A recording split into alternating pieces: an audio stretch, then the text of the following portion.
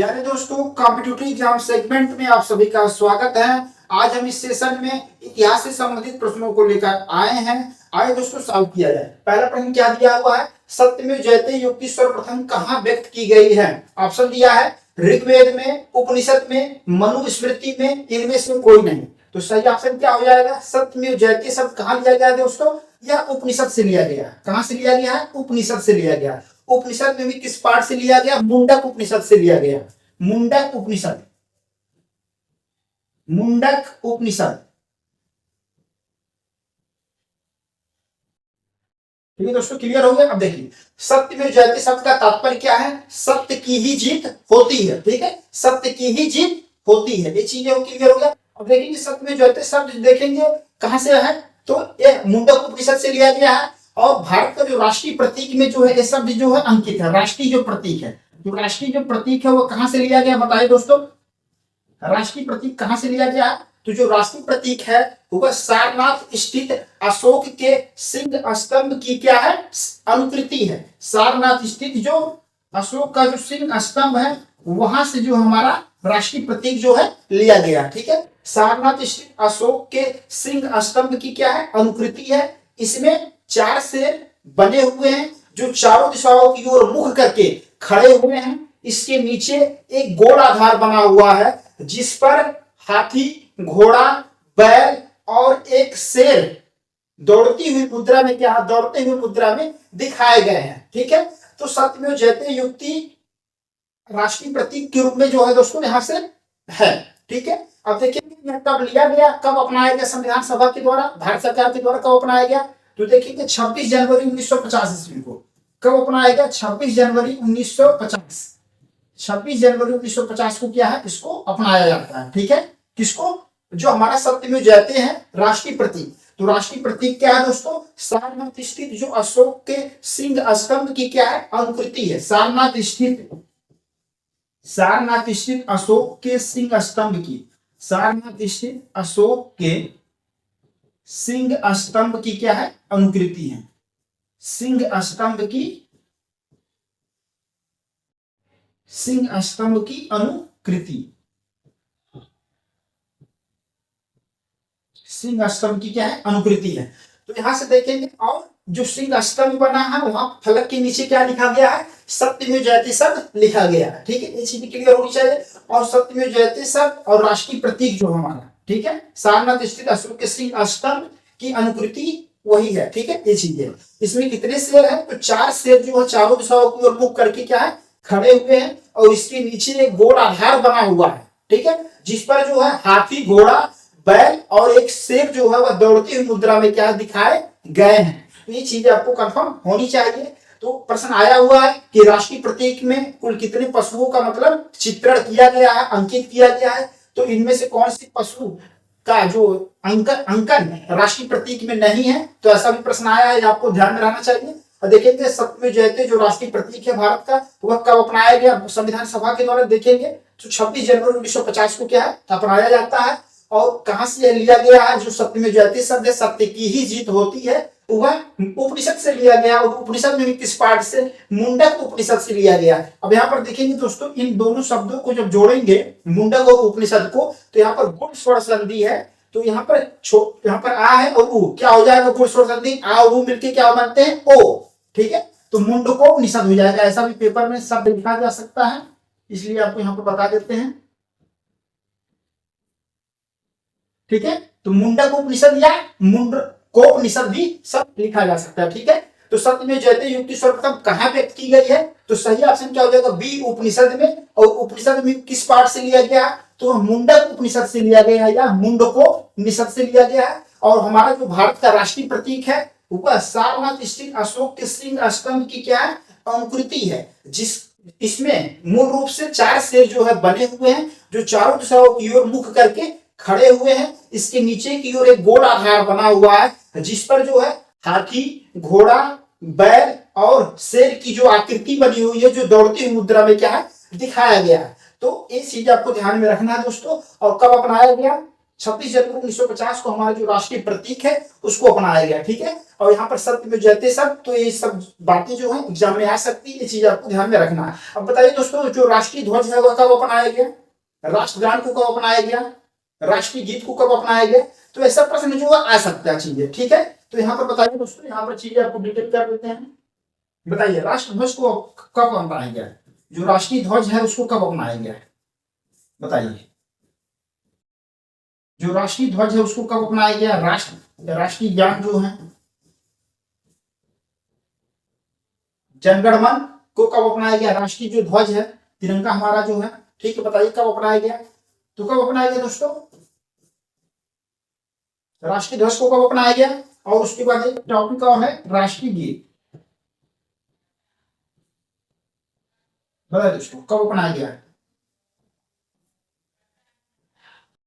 तो राष्ट्रीय ध्वज को कब अपनाया गया, संविधान सभा के द्वारा 22 जुलाई 1947 को। कब अपनाया गया दोस्तों, 22 जुलाई 1947 को, 22 जुलाई 1947 को अपनाया गया। राष्ट्रीय गान को कब अपनाया गया, 24 जनवरी 1950 को, 24 जनवरी 1950, 24 जनवरी 1950 को अपनाया गया। राष्ट्रीय गीत को भी कब अपनाया गया, 24 जनवरी 1950 को ही अपनाया गया, 24 जनवरी 1950, ठीक है। तो ये प्रश्न डायरेक्टली आए हुए हैं, इसलिए यहाँ पर डिस्कस कर रहे हैं। राष्ट्रीय ध्वज को कब अपनाया गया, तो वह संविधान सभा के द्वारा 22 जुलाई 1947 को अपनाया था। राष्ट्रगान जनगण मन को कब अपनाया जाता है, 24 जनवरी 1950 को। और राष्ट्रीय गीत जो है वंदे मातरम कब अपनाया गया, संविधान सभा के द्वारा 24 जनवरी 1950 को, ठीक है। राष्ट्रीय गान जनगण मन अधिनायक और राष्ट्रीय गीत क्या होगा, वंदे मातरम, ठीक है। तो ये चीजें आपको ध्यान में रखना है, ठीक है। चलिए दोस्तों, तो इस तरीके से, और जो हमारा जो राष्ट्रीय प्रतीक है वो कहां से लिया गया, सारनाथ स्थित अशोक के सिंह स्तंभ की क्या है, अनुकृति है, ये चीजें ध्यान में रखना है। और जो राष्ट्रीय प्रतीक में कितने पशु हैं, तो देखेंगे सिंह का चित्रण किया गया, सिंह शेर हो गया, बैल हो गया, उसके बाद दोस्तों और बताइए हाथी हो गया और घोड़ा का चित्रण किया गया, ठीक है। ये चीज ध्यान में रखना है। और शब्द में जो है सब कहां से लिया गया, मुंडक उपनिषद से लिया गया, मुंडकोपनिषद से। और यह कब संविधान सभा के द्वारा अपनाया गया, तो यह 26 जनवरी 1950 को अपना लिया जाता है, ठीक है। ये चीज आपको ध्यान में रखना है। चलिए दोस्तों, नेक्स्ट क्वेश्चन देख लिया जाए। नेक्स्ट क्वेश्चन दिया हुआ, सारनाथ के धर्मराज का स्तूप का निर्माण किसने करवाया था। सारनाथ के जो धर्म राज्य का स्तूप का निर्माण किसने करवाया था। ऑप्शन दिया है हर्षवर्धन, अशोक, कनिष्क, चंद्रगुप्त प्रथम। तो बताइए सारनाथ के धर्मराज का स्तूप का निर्माण मौर्य वंश के जो शासक अशोक के द्वारा करवाया गया था, ठीक है। अशोक मौर्य के द्वारा जो है सारनाथ के धर्मराज का स्तूप का निर्माण करवाया गया था, ठीक है दोस्तों। चला जाए नेक्स्ट क्वेश्चन पे। नेक्स्ट क्वेश्चन दिया हुआ दोस्तों, निम्नलिखित में से कौन फेबियन आंदोलन का प्रस्तावक था। बताइए दोस्तों फेबियन आंदोलन का प्रस्तावक कौन था। ऑप्शन दिया हुआ है Sarojini Naidu, Annie Besant, O Hume, Michael Madhusudan Dutt. बताइए दोस्तों सही ऑप्शन क्या हो जाएगा। फेबियन आंदोलन का प्रस्तावक कौन था, तो सही ऑप्शन हो जाएगा बी ऑप्शन करेक्ट हो गया, एनी बेसेंट, ठीक है। चीजें क्लियर हो गया। एनी बेसेंट फेबियन आंदोलन की जो थी वह प्रस्तावक थी। सरोजिनी नायडू भारत की प्रथम महिला राज्यपाल थी। सरोजिनी नायडू क्या है, भारत की प्रथम महिला राज्यपाल थी। भारत की प्रथम महिला राज्यपाल, भारत की प्रथम महिला राज्यपाल थी। और कहा किस स्टेट की बनी थी पहले दोस्तों, उत्तर प्रदेश। तो उत्तर प्रदेश की जो है राज्यपाल ये बनी थी, ठीक है। तो सरोजिनी नायडू भारत की प्रथम महिला राज्यपाल थी, ये चीज है। ए.ओ. ह्यूम, तो कांग्रेस के जो भारतीय राष्ट्रीय कांग्रेस की स्थापना किसके द्वारा 1885 ईस्वी में किया जाता है, तो ए.ओ. ह्यूम के द्वारा किया जाता है, ठीक है। कांग्रेस की स्थापना किसके द्वारा किया गया, तो ए.ओ. ह्यूम के द्वारा किया गया। कब किया गया, 1885 ईस्वी में, ठीक है। चीजें क्लियर हो गया, ठीक है दोस्तों। तो यहाँ पर हम लोगों ने देख लिया फेबियन आंदोलन का प्रस्तावक कौन था, तो बी ऑप्शन करेक्ट हो जाएगा, एनी बेसेंट, ठीक है दोस्तों। चला जाए नेक्स्ट क्वेश्चन पे। चौथा नंबर क्वेश्चन देखिए दोस्तों क्या दिया हुआ, सिक्किम का भारत में विलय किसने किया। ऑप्शन दिया है Lord Hastings, Lord William Bentinck, Lord Dalhousie, Lord Auckland. बताइए दोस्तों सही ऑप्शन क्या हो जाएगा। तो सिक्किम का भारत में विलय लॉर्ड डलहौजी के द्वारा कर लिया जाता। कब किया जाता है, 1850 ईस्वी में। तो सिक्किम का भारत में विलय 1850 ईस्वी में किसके द्वारा किया गया, लॉर्ड डलहौजी के द्वारा कर लिया था। चीजें क्लियर होगी दोस्तों। अब देखेंगे लॉर्ड डलहौजी के शासनकाल में विभिन्न प्रकार की गतिविधियां हुई है जो इंपॉर्टेंट है एग्जाम के दृष्टिकोण से। देखेंगे दोस्तों लॉर्ड डलहौजी के समय में द्वितीय आंग्ल सिख युद्ध लड़ा जाता है। लॉर्ड डलहौजी के समय में द्वितीय आंग्ल बर्मा युद्ध लड़ा जाता है। लॉर्ड डलहौजी के द्वारा व्यक्तिगत सिद्धांत लाया जाता है। लॉर्ड डलहौजी के शासनकाल में उर्स डिस्पैच सिद्धांत आता है। शिक्षा पे सुधारों से संबंधित जो उर्स डिस्पैच सिद्धांत होता है वह लॉर्ड डलहौजी के शासनकाल में ही लागू होता है। लॉर्ड डलहौजी के शासनकाल में भारत में प्रथम रेल का परिचालन आरंभ होता है। भारत में प्रथम इलेक्ट्रिक टेलीफोन लाइन का प्रारंभ लॉर्ड डलहौजी के शासनकाल में ही होता है। लॉर्ड डलहौजी के शासनकाल में ही प्रथम इलेक्ट्रिक टेलीफोन लाइन का आरंभ हुआ। सार्वजनिक निर्माण विभाग का स्थापना फर्स्ट टाइम जो है लॉर्ड डलहौजी के द्वारा ही किया जाता है। लॉर्ड डलहौजी के शासनकाल में ही पोस्ट ऑफिस एक्ट लाया जाता है। ये सब चीजें हम लोग देख लेते हैं। लॉर्ड डलहौजी के शासनकाल में इनाम कमीशन की स्थापना की जाती है। ये सब चीजें ध्यान में आपको बनाए रखना दोस्तों। तो यहाँ पर अगली स्लाइड में इसको विस्तार से देख लेते हैं दोस्तों। देखिए यहाँ पर देखेंगे दोस्तों लॉर्ड डलहौजी। तो लॉर्ड डलहौजी से संबंधित जो बातें हैं वो आप थोड़ा सा ध्यान में रखना है, इंपॉर्टेंट है एग्जाम की दृष्टिकोण से। लॉर्ड डलहौजी, तो लॉर्ड डलहौजी के समय में देखेंगे दोस्तों तो द्वितीय आंग्ल सिख युद्ध लड़ा गया। क्या लड़ा गया दोस्तों? द्वितीय आंग्ल सिख युद्ध। तो जो द्वितीय आंग्ल सिख युद्ध है, द्वितीय आंग्ल सिख युद्ध,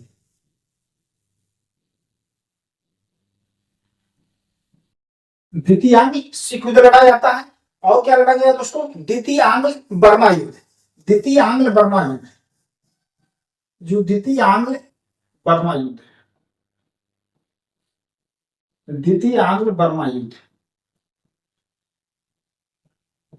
ठीक है दोस्तों, द्वितीय आंग्ल बर्मा युद्ध हो गया। अब यहाँ पर देखेंगे और लॉर्ड डलहौजी के द्वारा व्यक्तिगत सिद्धांत लाया जाता है दोस्तों। क्या लाया गया? व्यक्तिगत सिद्धांत लाया गया। और व्यक्तिगत सिद्धांत के माध्यम से इन्होंने क्या किया?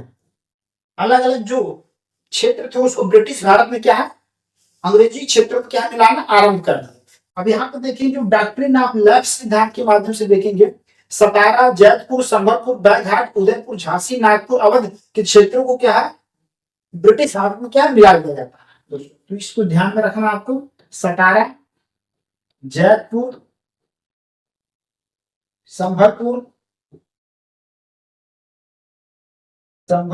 बैघाट,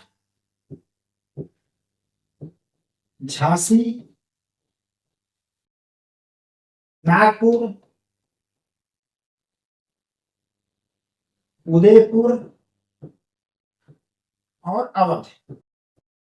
ठीक है दोस्तों, ये चीज आपको ध्यान में रखना है। ठीक है, सतारा, जयपुर, संबलपुर, बैघाट, उदयपुर, झांसी, नागपुर जो है अवध क्षेत्र को क्या है मिला दिया गया। ठीक है, व्यक्तिगत सिद्धांत के माध्यम से ये चीज ध्यान रखना।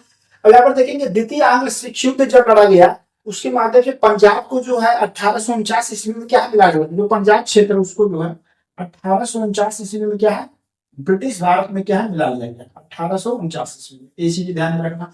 द्वितीय आंग्ल बर्मा युद्ध के माध्यम से जो बर्मा म्यांमार का जो क्षेत्र है उसको जो है ब्रिटिश भारत में मिला लिया गया। कब मिला लिया गया दोस्तों? 1852 ईस्वी में जो म्यांमार का जो क्षेत्र है उसको जो है ब्रिटिश भारत में क्या है मिला लिया गया। तो ये सब चीजें आपको ध्यान में रखना है। ठीक है दोस्तों, ये चीजें और जो हम बातें हैं उसको देख लिया जाए। देखिए अब यहाँ पर जो है जो पोस्ट ऑफिस एक्ट किसके समय में आया बताइए। पोस्ट ऑफिस एक्ट, जो पोस्ट ऑफिस एक्ट है वो किसके समय में आया? Post office act Lord Dalhousie के समय में आया। इसके बाद देखेंगे जो फर्स्ट इलेक्ट्रिक टेलीफोन लाइन है, electric telephone line, first electric जो टेलीफोन लाइन है वह आरंभ होता है किसके समय में? लॉर्ड डलहौजी के समय में फर्स्ट इलेक्ट्रिक टेलीफोन लाइन आरंभ होता है। ठीक है, भारत में प्रथम रेल का परिचालन किसके समय में आरंभ हुआ? लॉर्ड डलहौजी के समय में रेल का परिचालन, रेल आरंभ हुआ। कब हुआ दोस्तों बताइए? बंबई से ठाणे के मध्य तक कब होता है? 16 अप्रैल 1853 को। कब होता है दोस्तों? 16 अप्रैल 1853 ईस्वी को होता है। ठीक है, पोस्ट ऑफिस एक्ट कब आया? 1854 में आया। कब आया दोस्तों? 1854 में पोस्ट ऑफिस एक्ट आता है। और इलेक्ट्रिक टेलीफोन लाइन आगरा से कलकत्ता के मध्य कब आरंभ होता है? तो यह 1853 में ही आरंभ होता है। कहां से कहां की मध्य हुआ दोस्तों? आगरा से कलकत्ता की मध्य, आगरा से कलकत्ता के मध्य। ठीक है दोस्तों, ये चीज आपको ध्यान में रखना। और प्रथम रेल का परिचालन कहाँ हुआ? बंबई से ठाणे के मध्य। कहां से दोस्तों? बंबई से ठाणे। जो बंबई से ठाणे के मध्य। ठीक है दोस्तों, ये चीजें आपको ध्यान में रखना। ठीक है, इनाम कमीशन की स्थापना किसके द्वारा किया गया? तो इनाम कमीशन की स्थापना किसके द्वारा किया गया बताइए? तो इनाम कमीशन की स्थापना जो है लॉर्ड डलहौजी के द्वारा ही किया जाता है। ठीक है, तो ये सब चीजें आपको ध्यान। उच्च डिस्पैच कानून किसके समय में आया बताइए? उच्च डिस्पैच कानून किसके समय में आया? उच्च डिस्पैच जो कानून है, उच्च डिस्पैच जो सिद्धांत, उच्च डिस्पैच सिद्धांत शिक्षा से संबंधित है। किसके समय में आया बताइए? लॉर्ड डलहौजी के समय में आया। तो देखिए लॉर्ड डलहौजी से रिलेटेड मतलब अन्य बातें जो है ये इंपॉर्टेंट है, आपके ध्यान में रखना है आपको यहाँ पर। देखिए, तो रेल का परिचालन कब आरंभ हुआ दोस्तों बताइए? तो रेल का परिचालन हुआ 16 अप्रैल 1853 में बंबई से ठाणे के मध्य हुआ। पोस्ट ऑफिस एक्ट 1854 में आया। ठीक है, डाक टिकट का परिचालन आरंभ हुआ। इलेक्ट्रिक टेलीफोन लाइन 1853 में आगरा से कलकत्ता के मध्य आरंभ किया जाता है। इनाम कमीशन की स्थापना किसके द्वारा किया गया? लॉर्ड डलहौजी के द्वारा किया गया। उच्च डिस्पैच सिद्धांत जो शिक्षा पे सुधारों से संबंधित था वह लागू किया जाता है किसके माध्यम से? लॉर्ड डलहौजी के द्वारा किया जाता है। ठीक है, ये सब चीजें ध्यान में रखना है आपको। और यहाँ पे देखिए कि जो वैभगत सिद्धांत है, वैभगत सिद्धांत जो है के माध्यम से सतारा, जयपुर, संबलपुर, बैघाट, उदयपुर, झांसी, नागपुर अवध क्षेत्र को क्या है? ब्रिटिश भारत में क्या है? मिला लिया गया। द्वितीय आंशिक युद्ध के माध्यम से पंजाब को 1849 ईस्वी में ब्रिटिश भारत में मिला लिया जाता है। द्वितीय आंग्ल बर्मा युद्ध के माध्यम से म्यांमार को 1852 ईस्वी में क्या है? ब्रिटिश भारत में मिला लिया जाता है। ठीक है दोस्तों, ये चीजें ध्यान में रखना है। अब यहाँ पर देखिए आप, सिक्किम को जो है भारत में मिला किसने किया? तो किसके द्वारा किया गया? 1850 ईस्वी में लॉर्ड डलहौजी के द्वारा किया जाता है। ठीक है दोस्तों, ये चीज ध्यान रखना। लॉर्ड हेस्टिंग, तो लॉर्ड हेस्टिंग के समय में कुछ विशेषताएं हैं, देखिए क्या क्या विशेषताएं हैं। तो लॉर्ड हेस्टिंग के समय में तृतीय आंग्ल मराठा युद्ध होता है। क्या है दोस्तों? तृतीय आंग्ल मराठा युद्ध। तो तृतीय आंग्ल मराठा युद्ध जो है किसके समय में हुआ? तो यह लॉर्ड हेस्टिंग के समय में हुआ। किसके समय में हुआ? तृतीय आंग्ल मराठा युद्ध जो है लॉर्ड हेस्टिंग के समय में होता है। ये चीज ध्यान में रखना। जो आंग्ल नेपाल युद्ध किसके समय में हुआ? लॉर्ड हेस्टिंग के समय में होता आंग्ल नेपाल युद्ध। और इसके माध्यम से जो संगोली की संधि होती है, आंग्ल नेपाल युद्ध। बताया दोस्तों, जो आंग्ल नेपाल युद्ध है, नेपाल युद्ध, आंग्ल नेपाल युद्ध जो है इन्हीं के समय में हुआ। और संगोली की जो है संधि होती है। आंग्ल नेपाल युद्ध जब होता है दोस्तों, तो संगोली की क्या है? संगोली की संधि, संगोली संधि जो है, संगोली की संधि जो है, गोली की संधि लॉर्ड हेस्टिंग के समय में हुआ। 1817 1818 में क्या है? आंग्ल मराठा युद्ध होता है। मराठा जो पेशवा शक्ति क्या पूरी तरह से समाप्त हो जाता है। ठीक है, ये चीजें हैं। तो यहाँ से आंग्ल नेपाल युद्ध किसके समय में हुआ? तो यह लॉर्ड हेस्टिंग के समय में होता है। और 1816 में क्या दोस्तों? संगोली की संधि होती है। क्या होती है दोस्तों? 1816 ईस्वी में क्या है? संगोली की संधि होती है। और तृतीय आंग्ल मराठा युद्ध जो है दोस्तों 1817 1818 ईस्वी के मध्य लड़ा जाता है। यहाँ पे देखेंगे जो है पेशवा की शक्ति क्या पूरी तरह से समाप्त हो जाती है। और जो मुंबई क्षेत्र है उसको जो अलग एक जो है प्रेसिडेंसी के रूप में स्थापित कर दिया है। जो मुंबई क्षेत्र है उसको एक अलग प्रेसिडेंसी वहां पर बना दिया जाता है। ठीक है, ये देखिए लॉर्ड विलियम बेंटिंग की विशेषता बताया दोस्तों, क्या है बताइए? लॉर्ड विलियम बेंटिंग से रिलेटेड कोई बातें आप बताइए। तो लॉर्ड विलियम बेंटिंग के से रिलेटेड बात यह है कि सती प्रथा का अंत किसके द्वारा किया गया? किस गवर्नर जनरल के द्वारा? तो यह लॉर्ड विलियम बेंटिंग के द्वारा किया जाता है। ठीक है, कब किया गया दोस्तों? 1829 में सती प्रथा निषेध एक्ट लाया जाता है। सती प्रथा, जो सती प्रथा निषेध एक्ट किसके समय में लाया गया? सती प्रथा निषेध एक्ट। तो सती प्रथा निषेध एक्ट जो है लॉर्ड विलियम बेंटिंग के द्वारा लाया जाता है। 1829 ईस्वी में सती प्रथा निषेध एक्ट है। सती प्रथा को क्या अवैध घोषित कर दिया जाता है। और राजा राम मोहन राय के सहयोग से जो है भारत में जो है सती प्रथा को समाप्त करने में विलियम बेंटिंग ने महत्वपूर्ण भूमिका निभाया। अब देखेंगे विलियम बेंटिंग के द्वारा भारत में जो है ठगी प्रथा का अंत किया जाता है। ठगी प्रथा का अंत 1830 ईस्वी में कर दिया जाता है। किसके सहयोग से? कर्नल जो सिलीमेन होते हैं, कर्नल सिलीमेन के सहयोग से किया जाता है। किसके सहयोग से दोस्तों? कर्नल सिलीमेन, कर्नल सिलीमेन, कर्नल सिलीमेन के सहयोग से जो है ठगी प्रथा का अंत जो है भारत में किसके माध्यम से किया जाता है? कर्नल सिलीमेन के माध्यम से। कौन करता है? विलियम बेंटिंक करते हैं ठगी प्रथा। ठीक है दोस्तों, जो ठगी प्रथा का अंत, ये चीजें आपको ध्यान में रखना है दोस्तों। ठीक है, चलिए ये चीजें क्लियर हो गया। लॉर्ड हेस्टिंग्स के द्वारा तृतीय आंग्ल मराठा युद्ध लड़ा जाता है। हाँ, और वहां पर देखेंगे 1817 1818 ईस्वी में। कब है दोस्तों? 1817 से 1818 ईस्वी के मध्य। ये चीज आपको ध्यान में रखना है। और जो है मराठा पेशवा जो है, पेशवा की शक्ति क्या है, पूरी तरह से समाप्त हो जाती है। और देखेंगे बंबई को क्या एक अलग प्रेसिडेंसी के रूप में क्या स्थापित कर दिया जाता है। आंग्ल नेपाल युद्ध लड़ा जाता है। और 1816 ईस्वी में क्या संगोली की संधि होती है। किसके समय में? लॉर्ड हेस्टिंग्स के समय में ही होती है। लॉर्ड विलियम बेंटिंक के द्वारा जो दोस्तों 1829 ईस्वी में सती प्रथा निषेध एक्ट लाया जाता है। इससे भारत में सती प्रथा को क्या समाप्त किया जाता है। 1830 ईस्वी में कर्नल सिलीमेन के सहयोग से जो है भारत में ठगी प्रथा का अंत करने में लॉर्ड विलियम बेंटिंक के द्वारा महत्वपूर्ण भूमिका निभाई जाती है। राजा राम मोहन राय ने जो है सती प्रथा को समाप्त करने में क्या महत्वपूर्ण भूमिका निभाते हैं लॉर्ड विलियम बेंटिंक के साथ। ये चीज ध्यान में रखना दोस्तों। लॉर्ड ऑकलैंड, तो लॉर्ड ऑकलैंड के समय में दोस्तों प्रथम आंग्ल अफगान युद्ध होता है। प्रथम जो आंग्ल अफगान युद्ध किसके समय में होता है? प्रथम जो आंग्ल अफगान युद्ध, अंग्रेज और अफगानों के मध्य जो है युद्ध होता है।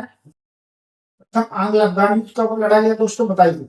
तो प्रथम आंग्ल अफगान युद्ध कब लड़ा गया? तो ये 1839 से 1842 ईस्वी के मध्य लड़ा जाता है। 1839 से 1842 ईस्वी के मध्य लड़ा गया। ठीक है दोस्तों, ये चीज आपको ध्यान में रखना। देखेंगे जो भारत के जो गवर्नर जनरल रहे हैं, जो वायस राय हैं, उससे रिलेटेड जो है बातें अक्सर आ जाती है एग्जाम में। तो ये चीज आपको ध्यान में रखना। ठीक है, तो सिक्किम का भारत में विलय किसने किया? तो 1850 ईस्वी में लॉर्ड डलहौजी के द्वारा कर लिया जाता है। ठीक है दोस्तों, ये चीजें ध्यान में रखना। फिर उसके बाद लॉर्ड हेस्टिंग्स के समय में जो है तृतीय आंग्ल मराठा युद्ध लड़ा जाता है 1817 से 1818 ईस्वी के मध्य। और देखेंगे जो पेशवा की शक्ति क्या है समाप्त हो जाती है। बंबई को क्या एक अलग प्रेसिडेंसी के रूप में क्या, मुंबई क्षेत्र को जो एक अलग प्रेसिडेंसी के रूप में क्या स्थापित किया जाता है। और लॉर्ड हेस्टिंग्स के समय में ही संगोली की संधि होती है। कब होती है? 1816 ईस्वी में होती है। ठीक है, तो आंग्ल नेपाल युद्ध लड़ा गया। उसके तत्पश्चात जो संगोली की संधि अंग्रेज और नेपाल के मध्य होती है। कब होती है दोस्तों? 1816 ईस्वी में। उसके बाद दोस्तों तृतीय आंग्ल मराठा युद्ध लड़ा गया 1817 से 1818 ईस्वी की मध्य। और यहाँ पे जो है पेशवा की शक्ति क्या पूरी तरह से क्या समाप्त हो जाती है। और मुंबई जो है एक अलग प्रेसिडेंसी क्षेत्र के रूप में क्या स्थापित हो जाता है। विलियम बेंटिंक के द्वारा जो है 1829 में सती प्रथा निषेध एक्ट लाया जाता है, जिससे भारत में सती प्रथा को क्या पूरी तरह से क्या है प्रतिबंधित कर दिया जाता है। इसमें देखिए राजा राम मोहन राय का बहुत महत्वपूर्ण सहयोग रहता है, जिसके माध्यम से जो विलियम बेंटिंक जो भारत में सती प्रथा को समाप्त करने में महत्वपूर्ण भूमिका निभा पाते हैं। 1830 ईस्वी में कर्नल सिलीमेन के सहयोग से लॉर्ड विलियम बेंटिंक के द्वारा भारत में ठगी प्रथा का अंत कर दिया जाता है। ठीक है, इस चीज ध्यान में रखना। और लॉर्ड ऑकलैंड के द्वारा जो है प्रथम आंग्ल अफगान युद्ध लड़ा जाता है। कब लड़ा गया दोस्तों? 1839 से 1842 ईस्वी में। तो दोस्तों यहाँ से आप स्क्रीन शॉट ले सकते हैं दोस्तों, और आपको जो है रिवीजन करने में भी काफी हेल्प करेगा। ठीक है, ये चीजें यहाँ से दोस्तों देख लीजिए। ये आपको लॉर्ड डलहौजी से संबंधित जो विशेषताएं हैं यहाँ पे देखिए क्रोनोलॉजिकल ऑर्डर में आया हुआ है प्रश्न कि सिक्किम, पंजाब, म्यांमार और जो अवध क्षेत्र को कब मिलाया जाता है? तो ये 1856 ईस्वी में। 1856 ईस्वी में क्या है ब्रिटिश भारत में क्या है मिला लिया जाता है। और पंजाब को कब मिला लिया गया? 1849 ईस्वी में। म्यांमार क्षेत्र को कब मिला लिया जाता है? 1852 ईस्वी में मिला लिया जाता है। अवध क्षेत्र को कब मिला लिया गया? 1856 ईस्वी में मिला लिया। और वैदिक सिद्धांत के माध्यम से सतारा को कब मिला लिया गया? तो यह 1848 ईस्वी में जो है सतारा क्षेत्र को क्या है ब्रिटिश भारत में क्या है मिला लिया जाता है। तो ये क्रोनोलॉजिकल ऑर्डर में मतलब प्रश्न आते हैं, इसलिए आपको यहाँ से चीजें क्या है दोस्तों ध्यान में रखना है। ठीक है, तो देखिए सिक्किम को कब मिला लिया गया भारत में ब्रिटिश भारत में? तो 1850 ईस्वी में लॉर्ड डलहौजी के द्वारा मिला लिया जाता है। ठीक है, स्क्रीन शॉट दे सकते हैं दोस्तों। उसके बाद यहाँ पर देखेंगे दोस्तों, यहाँ पर ये जो द्वितीय आंग्ल सिख युद्ध, द्वितीय आंग्ल बर्मा युद्ध के माध्यम से 1852 में म्यांमार को मिला लिया गया। द्वितीय आंग्ल सिख युद्ध के माध्यम से पंजाब क्षेत्र को 1849 ईस्वी में ब्रिटिश भारत में मिला लिया गया।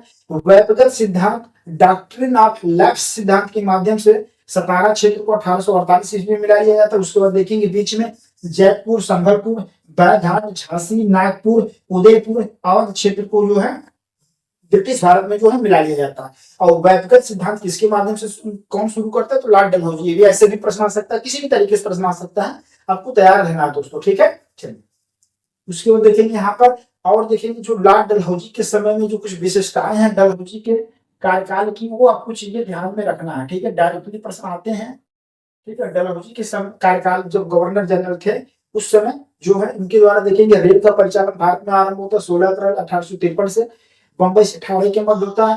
पोस्ट ऑफिस एक्ट 1854 में आता है। इलेक्ट्रिक टेलीफोन लाइन का परिचालन भारत में आरंभ होता है आगरा से कलकत्ता के मध्य 1853 में। इनाम कमीशन की स्थापना लॉर्ड डलहौजी के द्वारा किया जाता है। उस डिस्पैच सिद्धांत जो शिक्षा पे जो सुधारों से संबंधित जो मतलब लाया जाता है प्रावधान, वह उस डिस्पैच सिद्धांत को क्या है, लॉर्ड डलहौजी के द्वारा ही लागू किया जाता है, ठीक है दोस्तों। प्यारे दोस्तों, पांचवा क्वेश्चन देखिए क्या कह रहा है। महाबलीपुरम का सप्तरथ मंदिर किसके द्वारा बनवाया गया था। ऑप्शन दिया है महेंद्र वर्मन द्वारा, नरसिंह वर्मन प्रथम द्वारा, परमेश्वर वर्मन द्वारा, नंदी वर्मन द्वारा। सही ऑप्शन बताइए। महाबलीपुरम का सप्तरथ मंदिर किसके द्वारा बनवाया गया था, किस शासक के द्वारा बनवाया गया था, तो सही ऑप्शन हो जाएगा नरसिंह वर्मन प्रथम द्वारा बनवाया गया था। बी ऑप्शन करेक्ट हो गया, नरसिंह वर्मन प्रथम द्वारा बनवाया गया था। तो महाबलीपुरम का सप्तरथ मंदिर किसके द्वारा बनवाया गया, नरसिंह वर्मन प्रथम द्वारा बनवाया गया था। ये किस वंश के शासक थे, तो ये पल्लव वंश के शासकों के द्वारा बनवाया गया। पल्लव वंश के जो शासक थे, ठीक है दोस्तों। पल्लव वंश के संस्थापक कौन थे, तो पल्लव वंश के संस्थापक सिंह विष्णु थे। कौन थे दोस्तों, सिंह विष्णु पल्लव वंश के संस्थापक थे, सिंह विष्णु। और सिंह विष्णु को ही क्या सिंह वर्मन भी कहा जाता है, सिंह वर्मन भी बोला जाता है, ठीक है दोस्तों। ये चीज आपको ध्यान में रखना है, ठीक है, सिंह वर्मन। तो महाबलीपुरम का सप्तरथ मंदिर किसके द्वारा बनवाया गया, बी ऑप्शन करेक्ट हो जाएगा, नरसिंह वर्मन प्रथम। तो नरसिंह वर्मन प्रथम किस वंश के शासक थे, तो ये पल्लव वंश के शासक थे। पल्लव वंश का संस्थापक कौन था, सिंह विष्णु या सिंह वर्मन, ठीक है दोस्तों। चला जाए नेक्स्ट क्वेश्चन पे। चलिए नेक्स्ट क्वेश्चन क्या कह रहा है दोस्तों, शिव की दक्षिणामूर्ति प्रतिमा उन्हें किस रूप में प्रदर्शित करती है। शिव की जो दक्षिणामूर्ति प्रतिमा है आपको बताना है। ऑप्शन दिया है शिक्षक, नृत्य करते हुए, विश्राम करते हुए, ध्यान मग्न। बताइए दोस्तों कौन सा ऑप्शन करेक्ट हो जाएगा। तो शिव की जो दक्षिणामूर्ति प्रतिमा उन्हें किस रूप में प्रदर्शित करती है, ये आपको बताना है। तो सही ऑप्शन क्या हो जाएगा, ए ऑप्शन करेक्ट हो जाएगा, शिक्षक। तो शिव की जो दक्षिणामूर्ति प्रतिमा है उन्हें किस रूप में प्रदर्शित करती है, शिक्षक के रूप में प्रदर्शित करती है, ठीक है दोस्तों। चलिए नेक्स्ट क्वेश्चन देखा जाए। नेक्स्ट क्वेश्चन देखिए 7वें नंबर का क्वेश्चन क्या कह रहा है, प्रसिद्ध सांस्कृतिक लेखक डंडिन किसकी सभा को अलंकृत करते हैं। पल्लव वंश, सातवाहन वंश, पांडव, चोल। बताइए दोस्तों। तो प्रसिद्ध सांस्कृतिक लेखक डंडिन जो है किसकी सभा को अलंकृत करते थे, आपको बताना है, ठीक है। तो सही ऑप्शन क्या हो जाएगा, ए ऑप्शन करेक्ट हो जाएगा, पल्लव वंश। ए ऑप्शन क्या हो जाएगा दोस्तों, करेक्ट हो जाएगा, पल्लव वंश। तो जो संस्कृत लेखक जो डंडिन है वह किसकी सभा में, किसके दरबार में रहते थे, वह पल्लव वंश के दरबार में रहते थे, ठीक है दोस्तों। चलिए नेक्स्ट क्वेश्चन देख लिया जाए। 8वें नंबर का क्वेश्चन क्या दिया, निम्नलिखित में से ऐहोल अभिलेख के लिखे जाने वाले वर्ष की आपको पहचान करना। मतलब जो ऐहोल अभिलेख है उसको कब मतलब अभिलेखित किया गया था, ये आपको बताना है, वर्ष आपको बताना है।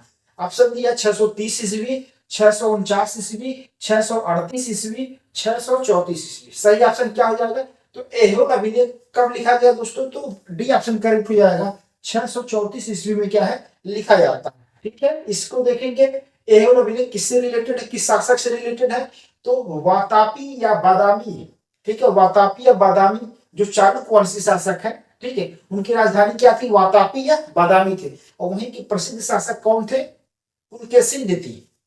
पुलकेशिन द्वितीय दोस्तों, पुलकेशिन द्वितीय, वहीं के प्रसिद्ध शासक पुलकेशिन द्वितीय थे, ठीक है। तो पुलकेशिन द्वितीय से रिलेटेड है, ठीक है। चालुक्य वंशी शासक थे ये, चालुक्य वंश के शासक थे। तो चालुक्य वंशी शासक कौन थे, पुलकेशिन द्वितीय से रिलेटेड कौन है, ऐहोल अभिलेख है, ठीक है। तो अब चालुक्य की राजधानी कहाँ थी दोस्तों, तो ये वातापी या बादामी के जो चालुक्य थे, वातापी या इन्हीं को क्या है बादामी भी बोला जाता है, ठीक है दोस्तों। वातापी या बादामी के जो चालुक्य वंशी शासक थे, ठीक है, वहां के जो पुलकेशिन द्वितीय एक महान शासक हुए और ऐहोल अभिलेख उन्हीं से रिलेटेड है। ठीक है, ये किसके द्वारा रचना किया गया? तो रवि कीर्ति। ठीक है, आपको ध्यान में रखना है रवि कीर्ति का जो ऐहोल अभिलेख है। ठीक है, ऐसे भी प्रश्न आ सकता है। रवि कीर्ति का जो ऐहोल अभिलेख है, तो ऐहोल अभिलेख किसके द्वारा रचित किया गया? वह रवि कीर्ति के द्वारा किया गया। ठीक है, ये चीज। और किस शासक से रिलेटेड है? तो चालुक्य वंशी शासक जो पुलकेशिन द्वितीय से रिलेटेड है। ठीक है, चालुक्यों की राजधानी क्या होगी? वातापी या बादामी। ठीक है, इस तरीके से 8वें नंबर का क्वेश्चन जो दिया है, निम्नलिखित में से ऐहोल अभिलेख के लिखे जाने वाले वर्ष की पहचान करना था हमको। तो सही ऑप्शन क्या हो जाएगा? डी ऑप्शन करेक्ट हो गया। 634 ईस्वी रवि कीर्ति के द्वारा जो है ऐहोल अभिलेख को मतलब लिखा जाता है। और यह किस वंश के शासक से रिलेटेड है? तो चालुक्य वंशी शासक पुलकेशिन द्वितीय से। ठीक है दोस्तों, चलिए नेक्स्ट क्वेश्चन देखिए। 9 नंबर का क्वेश्चन क्या कह रहा है? निम्नलिखित में से कौन सा बंदरगाह पश्चिमी तट पर नहीं स्थित था? बताना आपको। तो पश्चिमी तट पर कौन सा बंदरगाह नहीं स्थित था, यह बताना है। ऑप्शन दिया हुआ कल्याण, सूरपारक, मुजीरिस, मोतुपल्ली। बताइए दोस्तों कौन सा ऑप्शन करेक्ट हो जाएगा? तो कौन सा बंदरगाह पश्चिमी तट पर नहीं स्थित था? तो सही ऑप्शन हो जाएगा डी ऑप्शन करेक्ट हो जाएगा, मोतुपल्ली। मोतुपल्ली जो बंदरगाह है वह पश्चिमी तट पर नहीं स्थित था। कहां पर था? वह पूर्वी तट पर स्थित था। कहां था? आंध्र प्रदेश में। तो मोतुपल्ली जो बंदरगाह है वह आंध्र प्रदेश में स्थित था। ठीक है दोस्तों, आंध्र प्रदेश में। ठीक है, अब बताइए कल्याण बंदरगाह कहां पर था? तो यह महाराष्ट्र में था, मुंबई में था। ठीक है, सूरपारक कहां है दोस्तों? यह भी मुंबई में स्थित है। मुजिरिस कहां है दोस्तों? यह केरल में स्थित है। मुजिरिस जो बंदरगाह है वह केरल में स्थित है। ठीक है, और कल्याण और सूरपारक कहां पर स्थित है दोस्तों? मुंबई में। ठीक है, मुंबई में स्थित है, मुंबई में। ठीक है दोस्तों, कंफर्म हो गया चीजें। चलिए नेक्स्ट क्वेश्चन देख लिया जाए। 10वें नंबर का क्वेश्चन क्या कह रहा है? किस अभिलेख से ज्ञात होता है कि स्कंदगुप्त ने हुड़ों को पराजित किया था? बताइए दोस्तों, स्कंदगुप्त ने जो है स्कंदगुप्त ने हुड़ों को पराजित किया था, किस अभिलेख से हमको ज्ञात होता है? बताना है। ऑप्शन दिया हुआ भीतरी स्तंभ लेख, प्रयागराज स्तंभ लेख, मंदसौर अभिलेख, उदयगिरी अभिलेख। बताइए दोस्तों कौन सा ऑप्शन करेक्ट हो जाएगा? तो स्कंदगुप्त ने हुड़ों को पराजित किया था, किस अभिलेख से हमको ज्ञात होता है? तो ए ऑप्शन करेक्ट हो जाएगा, भीतरी स्तंभ लेख। ठीक है, भीतरी स्तंभ लेख से हमको यह ज्ञात होता है कि स्कंदगुप्त ने जो है हुड़ों को पराजित किया था। ठीक है दोस्तों, कंफर्म हो गया आपको? अब बताइए प्रयागराज स्तंभ लेख किस शासक से रिलेटेड है? तो यह समुद्र गुप्त से रिलेटेड है। किससे रिलेटेड है? समुद्र गुप्त से रिलेटेड है। ठीक है, समुद्र गुप्त वंश के शासक थे। ठीक है, मंदसौर अभिलेख किससे रिलेटेड है? तो यशोधर्मन से। किससे रिलेटेड है? यशोधर्मन से रिलेटेड है। ठीक है, चलिए उदयगिरी अभिलेख किससे रिलेटेड है? तो यह चंद्रगुप्त द्वितीय से रिलेटेड है। किससे रिलेटेड है? चंद्रगुप्त द्वितीय से। चंद्रगुप्त द्वितीय से रिलेटेड है। ठीक है, तो किस अभिलेख से ज्ञात होता है कि स्कंदगुप्त ने हुड़ों को पराजित किया था? तो सही ऑप्शन क्या हो जाएगा? ए ऑप्शन करेक्ट हो गया, भीतरी स्तंभ लेख। चलिए दोस्तों नेक्स्ट क्वेश्चन देख लिया जाए। आयुर्वेद अर्थात जीवन का विज्ञान का उल्लेख सर्वप्रथम मिलता है आरण्यक में, यजुर्वेद में, अथर्ववेद में, सामवेद में। सही ऑप्शन बताइए। आयुर्वेद जो जीवन का विज्ञान है वह उल्लेख सर्वप्रथम कहां पर मिलता है? तो सी ऑप्शन करेक्ट हो जाएगा, अथर्ववेद। तो अथर्ववेद में जो इसका उल्लेख हमको देखने को मिलता है। ठीक है, कहां के? आयुर्वेद जो जीवन पद्धति, आयुर्वेद जो विज्ञान के जो सिद्धांत है जो इसमें व्यवस्थित किए गए, वो कहां पर है? अथर्ववेद में है। ठीक है, चलिए वो है कालक्रम में लगाइए। कालक्रम में क्या है? इसको व्यवस्थित करना। 12वें नंबर का क्वेश्चन कह रहा है कालक्रम में लगाइए। ऑप्शन क्या दिया है यहाँ पर? पूर्ण आपको चुनना है। लौह युग, पूर्व पाषाण युग, कांस्य युग और नव पाषाण युग। ठीक है, देखिए देखा जाए तो सबसे पहले क्या आ जाएगा दोस्तों? पूर्व पाषाण युग आ जाएगा। 2 नंबर पहला होना चाहिए। पूर्व पाषाण युग के बाद क्या आएगा? नव पाषाण युग आ जाएगा। 4 नंबर हो गया। उसके बाद बताइए क्या आ जाएगा? उसके बाद आ जाएगा कांस्य युग। 3 नंबर हो गया। और लास्ट में क्या आ गया दोस्तों? लौह युग आ गया 1 नंबर। तो हमारा कूट क्या हो गया? 2 4 3 1। किस ऑप्शन में करेक्ट है? तो सी ऑप्शन करेक्ट हो गया। 2 4 3 1। तो पूर्व पाषाण युग, नव पाषाण युग, कांस्य युग और लास्ट में क्या आ गया दोस्तों, लौह युग हो गया। ठीक है, ये चीज आपको ध्यान में होना चाहिए। नेक्स्ट क्वेश्चन देख लिया जाए। 13 नंबर क्वेश्चन क्या कह रहा है, भारतीय उपमहाद्वीप में कृषि के प्राचीनतम साक्ष्य कहां से प्राप्त हुए हैं? लहुरा देव से, मेहरगढ़ से, कोल्डिहावा से, कोटवा से। बताइए दोस्तों सही ऑप्शन। तो भारतीय उपमहाद्वीप में कृषि के जो प्राचीनतम साक्ष्य आपको कहां से मिले हैं? तो ए ऑप्शन करेक्ट हो जाएगा, लहुरा देव। कहां से मिले हैं दोस्तों? लहुरा देव से मिले हैं। लहुरा देव कहाँ है दोस्तों? उत्तर प्रदेश में स्थित है। उत्तर प्रदेश के किस जिले में है? संत कबीर नगर में है। कहा दोस्तों? यह संत कबीर नगर में है। संत कबीर नगर, ठीक है दोस्तों, यह उत्तर प्रदेश में है। ठीक है, तो भारतीय उपमहाद्वीप में कृषि के प्राचीनतम साक्ष्य कहां से मिले हैं? वह लहुरा देव से मिले हैं। लहुरा देव कहां दोस्तों? वह उत्तर प्रदेश में है। उत्तर प्रदेश के संत कबीर नगर जिले में स्थित है। ठीक है, हो गया कंफर्म हो गया दोस्तों। तो कृषि के प्राचीनतम साक्ष्य भारतीय उपमहाद्वीप में कहां मिले हैं? वह लहुरा देव से मिले हैं। ठीक है, नेक्स्ट क्वेश्चन देखिए दोस्तों, 14वें नंबर का क्वेश्चन क्या कह रहा है, एनी बेसेंट होम रूल आंदोलन प्रारंभ करने के लिए उत्तरदायी थी। दूसरा स्टेटमेंट है थियोसॉफिकल सोसाइटी की संस्थापिका थी। तीसरा स्टेटमेंट है इंडियन नेशनल कांग्रेस की एक बार अध्यक्षा थी। नीचे दिए गए कूट का प्रयोग कर सही कथनों को चुनिए। कूट का को सही, केवल एक, केवल दो, केवल एक और तीन। डी ऑप्शन है 1 2 3। बताइए दोस्तों कौन सा ऑप्शन करेक्ट हो जाएगा? एनी बेसेंट के बारे में स्टेटमेंट है। चलिए, तो होम रूल आंदोलन प्रारंभ करने के लिए उत्तरदायी थे। तो पहला स्टेटमेंट तो एकदम सही है। देखेंगे इनका जो एक पत्रिका कॉमनवेल्थ, कौन सा पत्रिका इनके द्वारा प्रकाशित किया जाता था? कॉमनवेल्थ। कॉमनवेल्थ, तो कॉमनवेल्थ पत्रिका में इन्होंने सर्वप्रथम 2 जनवरी 1914 ईस्वी को जो है होम रूल आंदोलन के बारे में जो है प्रकाशित करती हैं, बारे में चर्चा करती है, उसको विस्तार से समझाती हैं। होम रूल आंदोलन का मतलब क्या है दोस्तों?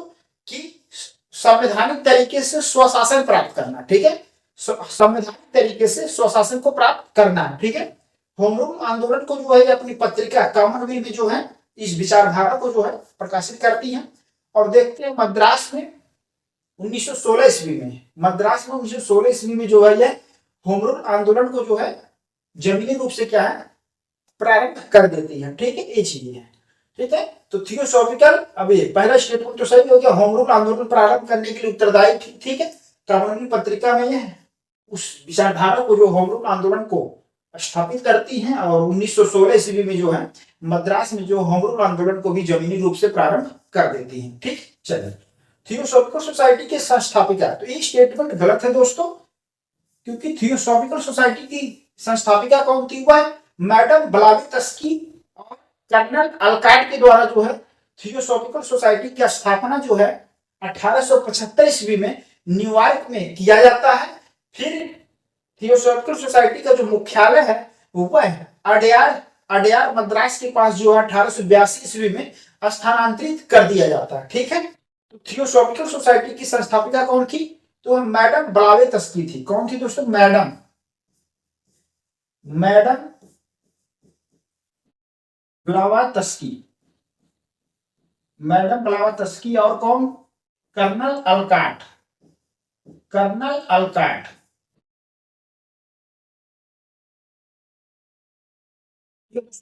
मैडम ब्लावात्स्की और कर्नल अलकाट के द्वारा जो है थियोसॉफिकल सोसाइटी की स्थापना जो है किया जाता है। ठीक, दोनों लोग संयुक्त रूप से मिलकर करते हैं, मैडम ब्लावात्स्की और कर्नल अलकाट। कब करते हैं? 1875 ईस्वी में करते हैं। कहां पर करते हैं दोस्तों? न्यूयॉर्क में करते हैं। और 1882 ईस्वी में अपना यह मुख्यालय कहां पर ट्रांसफर कर लेते हैं? अडयार मद्रास में कर लेते हैं। 1882 ईस्वी में अपना मुख्यालय अडयार मद्रास में जो है दोस्तों स्थानांतरित कर लेते हैं। तो ये चीज आपको ध्यान में रखना है। ठीक है दोस्तों, मुख्यालय जो है अडयार में क्या है स्थानांतरित कर लेते हैं। ठीक है दोस्तों, चीजें क्लियर हो गई आपको? तो थियोसॉफिकल सोसाइटी की संस्थापिका कौन है? वह मैडम ब्लावात्स्की है। ठीक है, ये चीजें क्लियर हो गया। तो इसलिए दूसरा स्टेटमेंट क्या है? गलत है। इंडियन नेशनल कांग्रेस की एक बार अध्यक्षा थी कौन? Annie Besant. तो ये बात सही है। कब थी अध्यक्षा? तो 1917 का जो कलकत्ता अधिवेशन हुआ था, 1917 में जो कांग्रेस का कलकत्ता अधिवेशन हुआ था, 1917 में कांग्रेस का जो कलकत्ता अधिवेशन हुआ था, उसकी अध्यक्षता किसके द्वारा की गई थी? ऊपर एनी बेसेंट के द्वारा की गई थी। तो यह कलकत्ता में हुआ था दोस्तों, ठीक है। तो कलकत्ता में जो कांग्रेस का अधिवेशन 1917 ईस्वी में हुआ, उसकी अध्यक्षता किसके द्वारा की गई थी? वह एनी बेसेंट के द्वारा की गई थी। तो इस तरीके से देखेंगे, होम रूल आंदोलन प्रारंभ करने की उत्तरदायी थी, बात सही है, स्टेटमेंट वन सही है। इंडियन नेशनल कांग्रेस की एक बार अध्यक्षा थी, वो कब थी? 1917 की कांग्रेस का अधिवेशन जो हुआ कलकत्ता में। चलिए, तो इस तरीके से कौन सा टूट सही हो जाएगा बताइए दोस्तों। तो सी ऑप्शन यहाँ पर क्या है? करेक्ट हो जाएगा, 1 और 3। ठीक है दोस्तों, क्लियर हो गया आपको? एनी बेसेंट देखेंगे दोस्तों, स्टेटमेंट जो है, जो फेमस पर्सनालिटी रही हैं, उससे जो स्टेटमेंट आपको एग्जाम में आ सकते हैं। इसलिए थोड़ा सा जो है व्यक्ति विशेष पे जो कुछ उनकी विशेषता है उसको भी आप ध्यान में रखिएगा, ठीक है। तो एनी बेसेंट होम रूल आंदोलन प्रारंभ करने की उत्तरदायी थी। उन्होंने जो इनका प्रारंभ किया 1916 ईस्वी में मद्रास में, जो होम रूल आंदोलन को प्रारंभ करती है। कॉमनवेल्थ इनका पत्रिका है, ये भी ध्यान में रखना है आपको, ठीक है। और इंडियन नेशनल कांग्रेस की एक बार अध्यक्षा थी, कब थी? 1917 के कांग्रेस के जो कलकत्ता अधिवेशन हुआ था वहां पर, ठीक है। थियोसॉफिकल सोसाइटी की संस्थापिका मैडम ब्लावात्स्की थी, और उनके और किसका सहयोग उनको प्राप्त हुआ था? कर्नल अल्काट। इन दोनों ने जो है थियोसॉफिकल सोसाइटी की स्थापना की। और कहां पर किया? 1875 में न्यूयॉर्क मुख्यालय रहता है। फिर यह 1882 ईस्वी में मुख्यालय को जो अडयार मद्रास में जो है भारत में जो स्थानांतरित कर देते हैं, ठीक है दोस्तों। इस तरीके से 14 नंबर क्वेश्चन कंफर्म हो गया आपको। सी ऑप्शन करेक्ट हो गया, केवल 1 और 3। चलिए दोस्तों, नेक्स्ट क्वेश्चन देख लिया जाए। नेक्स्ट क्वेश्चन देखिए दोस्तों, तो ये 15 नंबर क्वेश्चन क्या कह रहा है? गांधी जी की दृष्टि में अहिंसा का अर्थ है। बताइए दोस्तों, अहिंसा का जो क्या अर्थ है गांधी जी के दृष्टिकोण में, आपको बताना है। राजनीतिक स्वतंत्रता प्राप्ति का रास्ता, ईश्वर संस्मरण का एकमात्र रास्ता, विलीनीकरण, सत्य की प्राप्ति का रास्ता। बताइए दोस्तों, कौन सा ऑप्शन करेक्ट हो जाएगा? तो गांधी जी की दृष्टि में अहिंसा का अर्थ है, तो सही ऑप्शन क्या हो जाएगा? सत्य की प्राप्ति का रास्ता, ठीक है। तो सत्य की प्राप्ति का रास्ता क्या है? वह अहिंसा है। अहिंसा से आप सत्य की को प्राप्त कर सकते हैं, ठीक है। चलिए नेक्स्ट क्वेश्चन देखा जाए क्या दिया है। 16वें नंबर का क्वेश्चन क्या कह रहा है दोस्तों? 15 अगस्त 1947 को निम्नलिखित में से कौन भारतीय राष्ट्रीय कांग्रेस का अध्यक्ष था? बताना है दोस्तों, आजादी के समय है। निम्नलिखित में कौन भारतीय राष्ट्रीय कांग्रेस का अध्यक्ष था? राजेंद्र प्रसाद, जवाहरलाल नेहरू, जेबी कृपलानी, सरदार वल्लभ भाई पटेल। बताइए दोस्तों, सही ऑप्शन क्या हो जाएगा? तो भारतीय राष्ट्रीय कांग्रेस का अध्यक्ष कौन था 15 अगस्त 1947 को? तो सी ऑप्शन करेक्ट हो जाएगा, जेबी कृपलानी। कौन थे? जेबी कृपलानी जो थे उस समय भारतीय राष्ट्रीय कांग्रेस के अध्यक्ष थे जब भारत स्वतंत्र हो रहा था, ठीक है। चलिए नेक्स्ट क्वेश्चन देख लिया जाए। नेक्स्ट क्वेश्चन दोस्तों 17 नंबर क्वेश्चन क्या कह रहा है?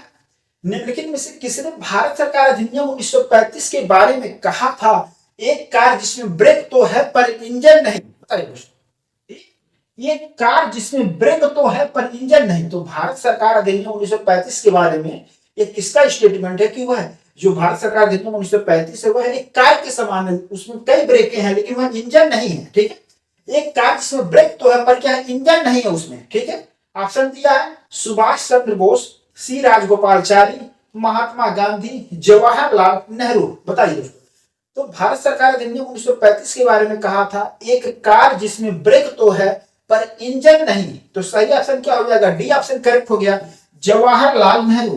तो जवाहरलाल नेहरू के द्वारा यह कमेंट किया जाता भारत सरकार अधिनियम 1935 पे कि यह एक कार के समान है, एक कार है जिसमें ब्रेक तो है पर इंजन नहीं। चलिए दोस्तों नेक्स्ट क्वेश्चन देखिए। नेक्स्ट क्वेश्चन देखा जाए दोस्तों, 18 नंबर का क्वेश्चन क्या कह रहा है? बताइए दोस्तों, भारतीय दुर्भिक्ष संहिता 1883 का निर्माण निम्नलिखित में से किस आयोग की अनुशंसा पर किया गया? बताइए दोस्तों, भारतीय दुर्भिक्ष जो संहिता है, ठीक है दोस्तों।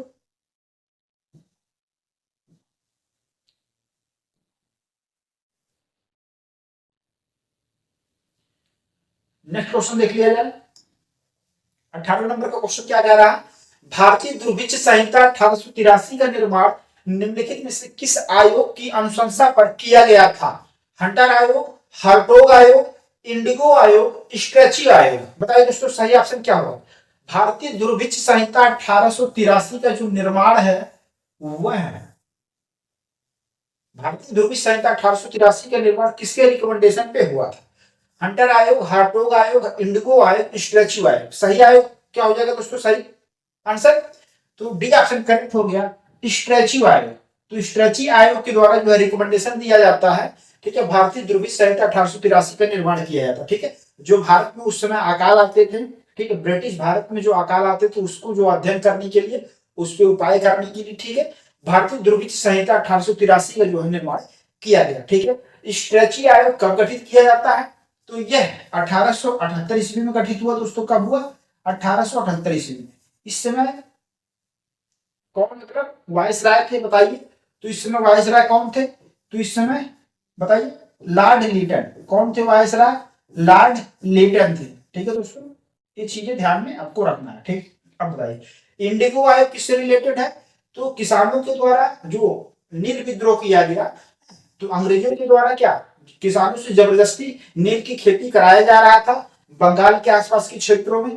ठीक है, तो वहां पर जो है किसानों के द्वारा नील विद्रोह कर दिया जाता। ठीक है, ये चीजें, और वहां पर जो है इस नील विद्रोह को जो है किसानों की जो समस्या है उसको अध्ययन करने के लिए, नील विद्रोह को जो है समाप्त हो जाए, किसानों की क्या मांग है, इन सब चीजों पे विचार विमर्श करने के लिए जो है इंडिगो आयोग का गठन किया जाता। ठीक है, ये चीजें देखेंगे कब गठित हुआ दोस्तों? तो 1860 ईस्वी में। इस समय गवर्नर मतलब इसमें वायसराय कौन था दोस्तों? तो लॉर्ड कैनिंग था दोस्तों। कौन था? Lord Canning. वायसराय कौन था दोस्तों? तो यह लॉर्ड कैनिंग था। ये चीज आपको ध्यान में रखना दोस्तों। आप देखेंगे 1857 का जो महाविद्रोह होने से पहले, 1857 की जो महाक्रांति हुई, 1857 के महाविद्रोह से पहले जो गवर्नर जनरल बोला जाता था। ठीक है, लेकिन 1857 की महाक्रांति के बाद ब्रिटिश पार्लियामेंट में 1858 का चार्टर एक्ट लाया जाता है। अब उसके तहत जो है अब भारत के जो गवर्नर जनरल है उनको क्या है? वायसराय कहा जाने लगा। भारत का वायसराय कहा जाने लगता है। ठीक है, इस तरीके से देखेंगे तो लॉर्ड कैनिंग के समय में 1857 की महाक्रांति होती, महाविद्रोह होता है। तो इस प्रकार लॉर्ड कैनिंग जो है वह भारत के अंतिम गवर्नर जनरल हैं, और साथ ही जो भारत के प्रथम वायसराय कौन है? तो लॉर्ड कैनिंग है। एक ऐसा प्रश्न आता है, आपको ध्यान में रखना है, भारत का अंतिम गवर्नर जनरल कौन है? तो लॉर्ड कैनिंग है। और भारत का प्रथम वायसराय कौन है? तो लॉर्ड कैनिंग। ये चीज आपको ध्यान में रखना। ठीक है, तब 1858 में जो चार्टर एक्ट पारित किया गया, अब क्या कहा जाने लगा? गवर्नर जनरल को वायसराय कहा जाने लगा। ठीक है, ये चीज आपको ध्यान में रखना है। तो भारत के प्रथम वायसराय कौन बने? लॉर्ड कैनिंग बनते हैं। ठीक है, तो इस तरीके से अब जो आएंगे उनको वायसराय ही कहा जाने लगा। ठीक है, ये चीजें है। तो वायसराय स्ट्रेची आयोग किसके द्वारा गठित किया गया? लॉर्ड लिटन के द्वारा गठित किया गया। अब हंटर आयोग कब आया दोस्तों? तो 1882 ईस्वी में।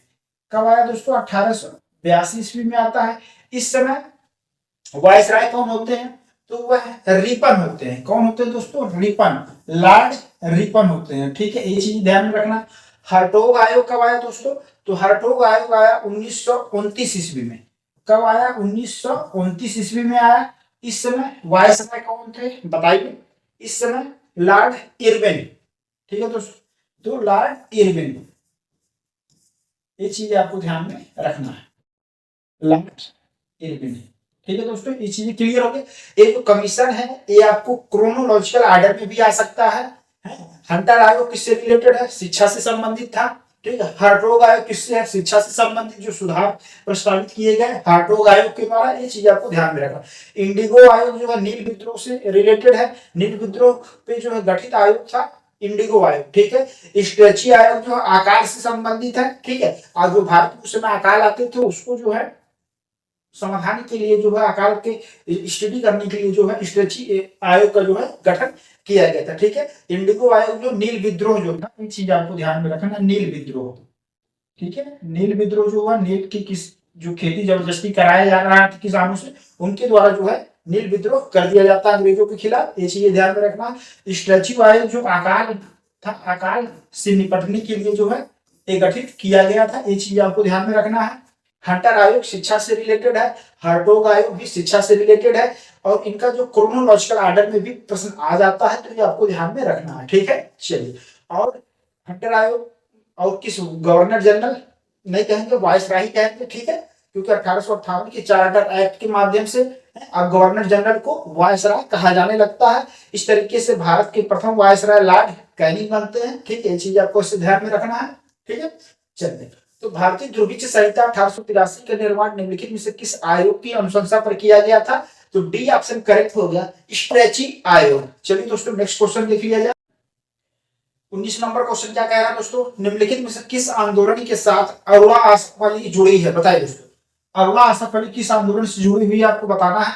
ऑप्शन दिया है असहयोग आंदोलन, सविनय अवज्ञा आंदोलन, खिलाफत आंदोलन और भारत छोड़ो आंदोलन। बताइए दोस्तों, किस आंदोलन से अरोड़ा आसफ अली जुड़ी हुई थी? तो सही ऑप्शन क्या हो जाएगा? डी ऑप्शन करेक्ट है, भारत छोड़ो आंदोलन। तो भारत छोड़ो आंदोलन से अरोड़ा आसफ अली जो है वह जुड़ी हुई थी, ठीक है। भारत छोड़ो आंदोलन कब प्रारंभ हुआ, बताइए दोस्तों। तो भारत छोड़ो आंदोलन जो है 9 अगस्त 1942 को प्रारंभ होता है। कब होता है? 9 अगस्त 1942 को जो है प्रारंभ होता है, ठीक है दोस्तों। कंफर्म हो गया आपको? चलिए, असहयोग आंदोलन बताइए कब प्रारंभ हुआ? तो यह 1 अगस्त 1920 को प्रारंभ होता है। कब होता है? 1 अगस्त 1920 को, 1 अगस्त 1920 को प्रारंभ होता है, ठीक है। ये चीजें कंफर्म हो गया। सविनय अवज्ञा आंदोलन कब प्रारंभ हुआ? तो यह 12 मार्च 1930 को प्रारंभ होता है। गांधी जी अपने 78 अनुयायियों के साथ साबरमती आश्रम से दांडी मार्च करते हैं, ठीक है। और दांडी तट पर पहुंचकर जो है वहां पर क्या 6 अप्रैल 1930 को दांडी तट पर पहुंचकर नमक बनाते हैं और अंग्रेजी कानूनों को क्या है अवज्ञा करते हैं, ठीक है। ये चीज आपको ध्यान में रखना।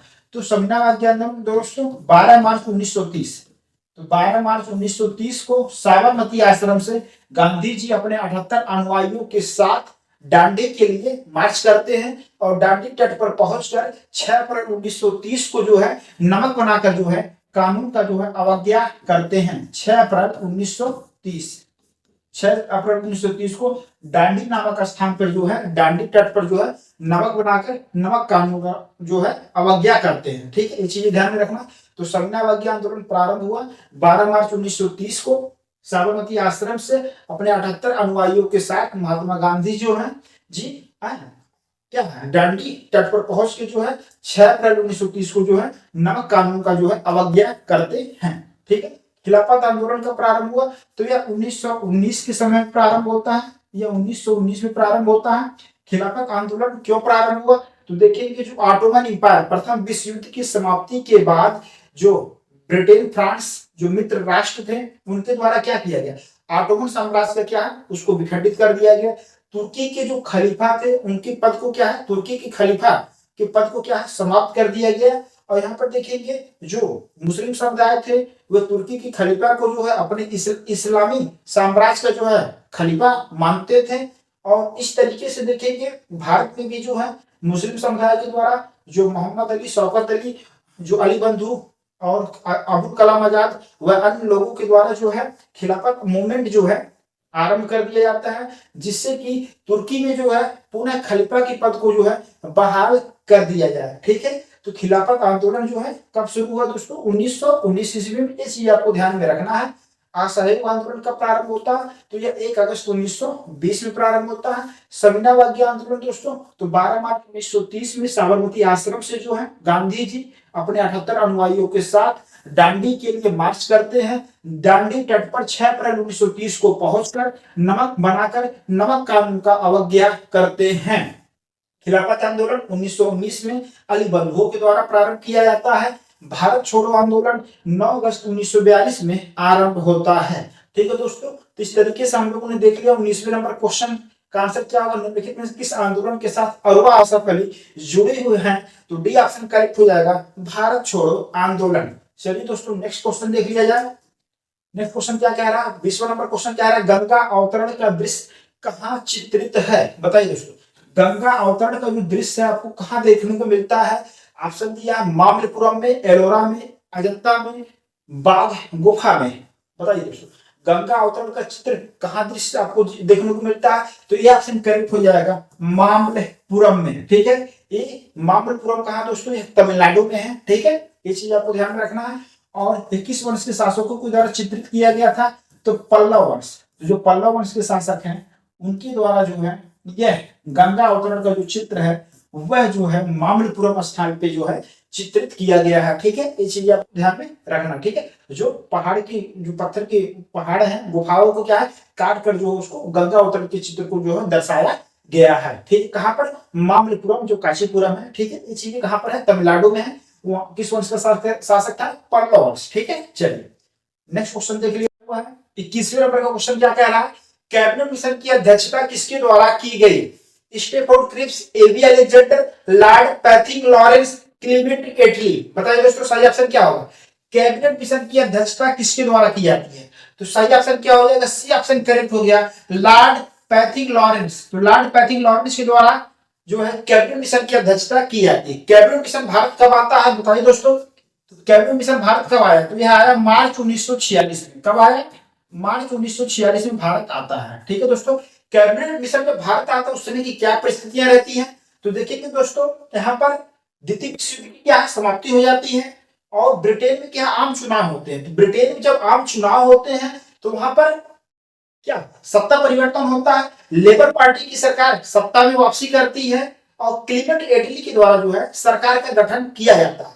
क्लीमेंट एटली ब्रिटेन के प्रधानमंत्री बनते हैं और भारत की जो समस्या है, भारत की समस्या के अस्थायी समाधान के लिए एक 3 सदस्यीय उच्च स्तरीय कमेटी का गठन करते हैं और वे भारत में भेजते हैं। और जिसकी अध्यक्षता किसके द्वारा की जाती है? उस कमेटी लॉर्ड पैथिंग लॉरेंस के द्वारा की जाती है उसकी अध्यक्षता।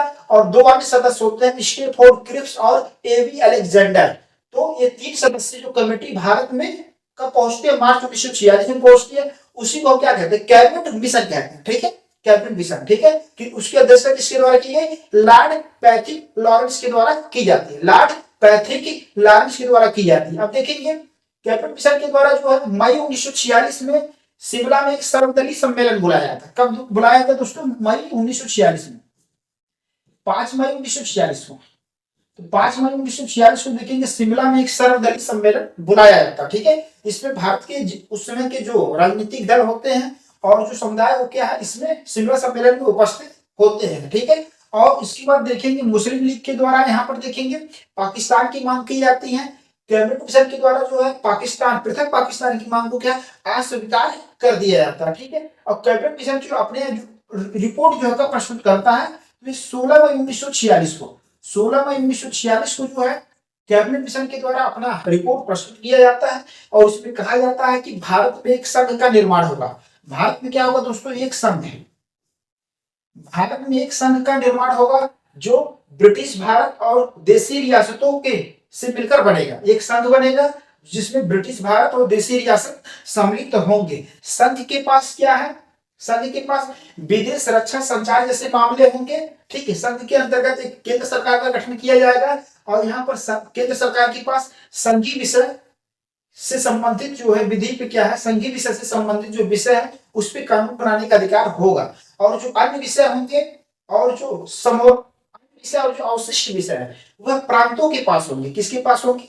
प्रांतों के पास होंगे। प्रांतों की अपनी विधायिका और कार्यपालिका होंगी। ये सब चीजें हैं। और इन्होंने कैबिनेट मिशन के द्वारा कहा गया कि एक संविधान निर्मात्री परिषद का स्थापना किया जाएगा। संविधान निर्मात्री परिषद, संविधान निर्मात्री परिषद, एक संविधान निर्मात्री जो है एक संविधान निर्मात्री परिषद की स्थापना की जाएगी।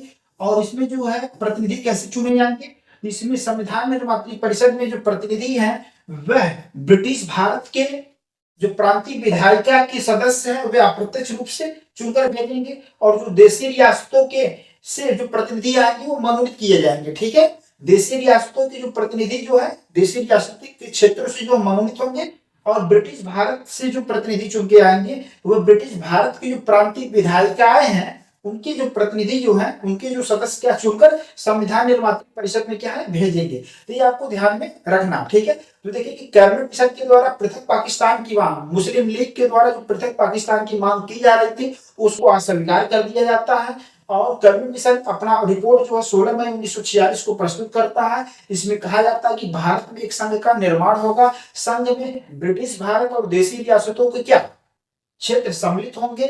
संघ के उस अंतर्गत एक केंद्र सरकार का गठन किया जाएगा और उस केंद्रीय सरकार में जो संघीय विषय के अंतर्गत कानून बनाने का अधिकार होगा।